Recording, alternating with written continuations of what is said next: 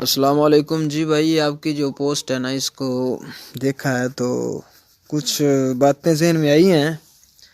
ہم بھی کیونکہ دعوت اسلام سے تعلق رکھنے والے ہیں تو ادھر اللہ پاک جل شانہ قرآن پاک میں تو یہ یوں ارشاد فرما رہا ہے کہ وَلَن تَرْضَىٰ عَنْكَ الْيَهُودُ وَلَا النَّصَارَىٰ حَتَّىٰ تَتَّبِعَ مِلَّتَهُمْ کہ یہود و نصارہ تم سے ہرگز راضی نہیں ہوں گے جب تک تم ان کی ملت کی اتباع نہ کرو.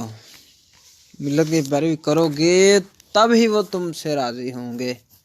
اور پھر مشاہدہ ہمارے سامنے نبی کریم صلی اللہ علیہ وسلم کی سیرت طیبہ آپ دیکھ لیں اور پچھلے جتنے انبیاء ان کی دیکھ لیں. خصوصاً نبی کریم صلی اللہ علیہ وسلم کو تو پھر کیا کیا تکلیفیں دی گئی تبلیغ کرنے پر. کفار مکہ نے آپ کو مکہ چھوڑ کر مدینہ کی طرف ہجرت کرنے پر مجبور کر دیا. کہیں طائف میں پتھر پڑ رہے ہیں اور کبھی یہودی زہر دے رہے ہیں. اب دیکھیں وہی یہودی عیسائی مسلمانوں کے اتنے دشمن کہ ان کے نبی کو کوئی زہر دے رہا ہے، کوئی ان سے جنگیں لڑ رہا ہے، کوئی ان کو جو ہے نا مکہ چھوڑ کر مدینہ کی طرف ہجرت کرنے پر مجبور کر رہا ہے. اور بالآخر کیا ہوا کہ غزوہ خندق میں تمام کفار مسلمانوں کے مقابلے میں اور ہمارے نبی کے مقابلے میں اکٹھے ہو کر حملہ آور ہونے لگے. اب ایک طرف تو وہ کفار نبی کریم صلی اللہ علیہ وسلم کے مقابلے میں آ گئے. نبی پاک صلی اللہ علیہ وسلم کے نہ حسن میں کمی، نہ اخلاق میں کمی، نہ طریقہ تبلیغ میں کوئی شک، نہ آپ کے سیرت و کردار پر کوئی انگلی اٹھا سکتا ہے. حتیٰ کہ صادق اور امین آپ کو کفار بھی کہتے. لیکن وجہ کیا ہے کہ آپ صلی اللہ علیہ وسلم تبلیغ فرمائیں تو پتھر پڑیں، جنگیں مقابلے میں لڑنے کے لیے کفار اٹھ کھڑے ہوں، اور مکہ شریف جو آپ کے آباء و اجداد کا وطن تھا اس کو چھوڑ کر مدینہ کی طرف ہجرت کرنے پر مجبور کر دیا جائے.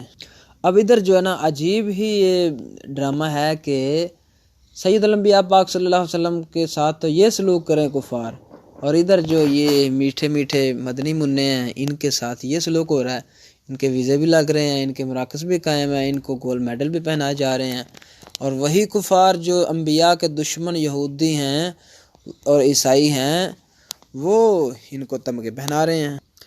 تو بھائی میں آخر میں حقیقت کھول ہی دیتا ہوں کہ وجہ یہ ہے کہ کفار یہی چاہتے ہیں کہ بھائی آپ نماز کلمہ درود کی دعوت دیں، لیکن خبردار اگر ہماری حکومت کے خلاف بات کی یا اپنی حکومت قائم کرنے کی بات کی، یعنی کفار جو ہے نا یہ چاہتے ہیں کہ اسلام محکوم ہو کر تو رہے، اپنی عبادات جو ہیں وہ جاری رکھیں مسلمان، لیکن خبردار اگر اسلام کو حاکم بنانے کی سوچا تو انہوں نے کہا جی ٹھیک ہے ہم اسلام کو محکوم ہی رکھیں گے، بس لوگوں کو نماز کی دعوت دیں گے.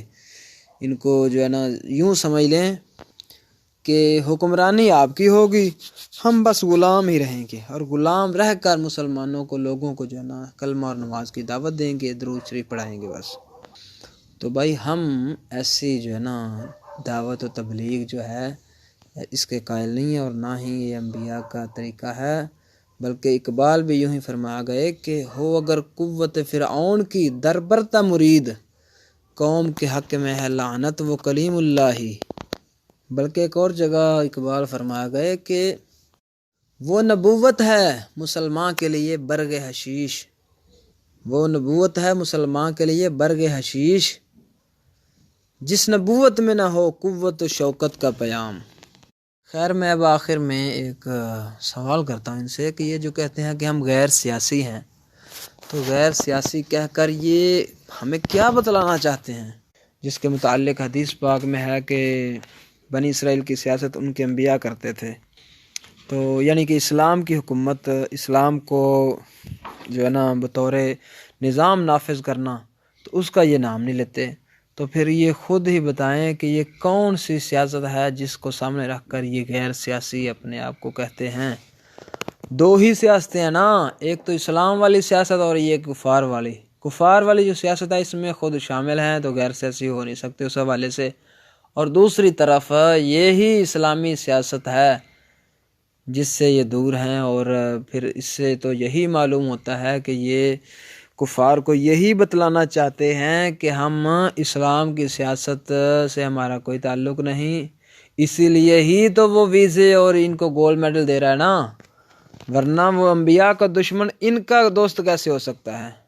پنجابی کی مثال ہے کہ ماں دی سوکن تے دھی دی سہیلی ہو نہیں سکتی، تو بھائی جو ہمارے نبی کا دشمن ہو وہ امتی کا دوست کیسے ہو سکتا ہے؟ معلوم ہوا کہ امتی ہی نہیں رہتا جب کافر اس کے دوست بنے۔ تو بس میں بھائی آخر میں اقبال کا ایک شعر اس پر ختم کر کے اجازت چاہتا ہوں کہ خدا بندہ یہ تیرے سادہ دل بندے کدھر جائیں، کہ سلطانی بھی عیاری ہے درویشی بھی عیاری۔